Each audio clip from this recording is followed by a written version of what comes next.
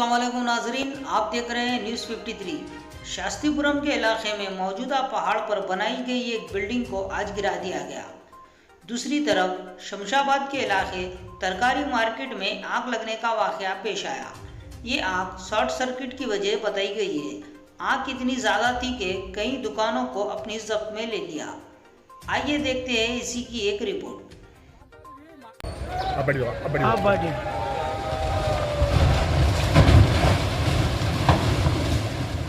गया हबीबे का घर।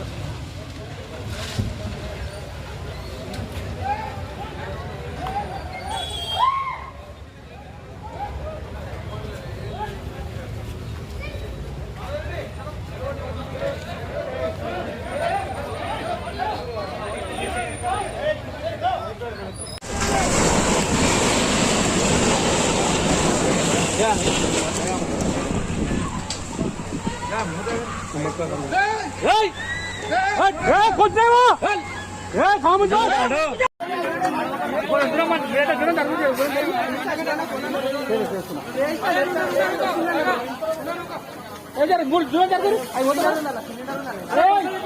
अरे फोटो बनाए सार सार मार्केट लगा कुछ